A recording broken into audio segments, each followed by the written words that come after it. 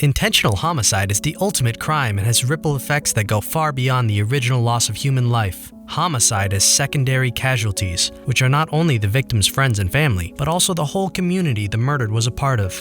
It creates a violent environment that harms the society, the economy, and government institutions. In 2017, 405,000 people were killed around the world, resulting in a global rate of 6.1 victims of intentional homicide per 100,000 people, although this rate varied depending on continents.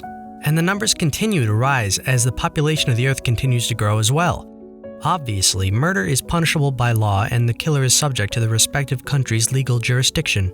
Now, this begs another question. What if someone wasn't murdered within the borders of a country, for example, in international waters? If you aren't in a country, this means you aren't subject to the laws of any nation, so this means that you can do whatever you want, right? Nope. Rather than belonging to nowhere, international waters kind of belong to everywhere under the principle of freedom of the seas.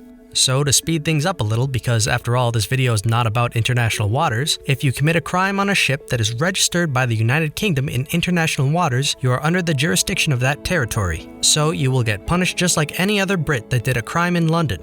Much like the myth that you can do whatever you want in international waters because no country holds sway, it turns out, among other agreements and rules, international space laws are a thing. The Outer Space Treaty from 1966 says that no one owns space. Therefore, the world treats outer space much in the same way that it treats international waters. No country or entity can make a claim of sovereignty over that land, or in this case, space. So does this mean that if someone murders a person in space, he can get away with it? Well, still no. First things first, as far as we know, not a single person has been murdered in space. Yet. In fact, the first crime by any astronaut was done after one of NASA's astronauts was accused of illegally accessing her wife's bank account during her stay at the International Space Station. And this is not even that big of a deal, but you get the point here. Astronauts are well-educated and disciplined people who worked hard to get where they are, especially considering that only 574 people have been sent to space so far. They are there for research purposes and none of them has intentions of killing. But as the exploration of space continues, it seems likely to happen, especially given humans' propensity for committing homicidal violence against one another all over the world. But what laws apply in space? After all, I previously said that space is owned by nobody.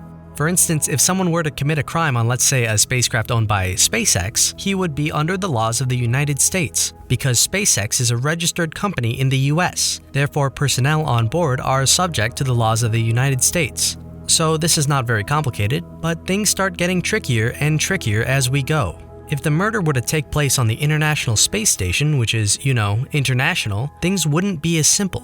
For example, if a US citizen killed another US citizen, still, because they are both American, the laws of the United States would still apply. Matters will get more confusing if the alleged killer and the victim are citizens of different countries. In this case, there would be at least 3 different options. Each of the modules in the ISS is registered by different countries. So this means that if you are in the Japanese laboratory, you are on an extension of Japanese territory, so the murdered would be subject to Japanese laws. Or if, let's say, a British killed a French, British jurisdiction can apply to the killer, or if France requests, they can apply their own jurisdiction. Because no murders have happened in space so far, no one knows exactly what will happen.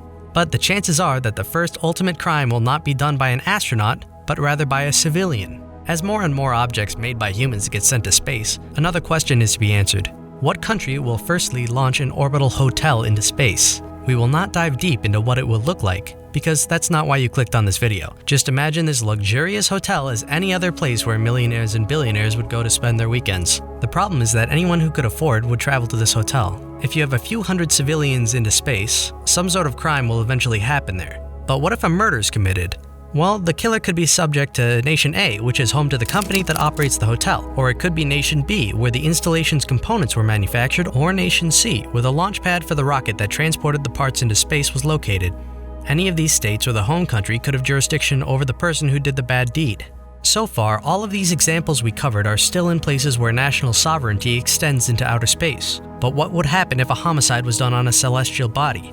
As of right now, if murder were to be done on any star system, the killer would be under the law of the country he's from because extended jurisdiction exists. But when the first colony will be established on Mars, the next generations born there will not understand how life on Earth was like, therefore new laws would have to be implemented. Of course, no one knows what laws will apply because it's still a long way until we can colonize Mars. Something we do know is that new ways of investigating a crime scene will have to be adopted. In the dry, freezer-like air and extreme solar exposure of Mars, DNA will age differently than it does on Earth. Blood from blunt trauma and stab wounds will produce dramatically new spatter patterns in the planet's low gravity. However, space exploration is not about crime. Humans from different nations came together to try and better learn the place we live in. But unfortunately, the worst of humanity's impulses will accompany us everywhere, and no matter where we go, blackmail, burglary, violence, and murder will follow us.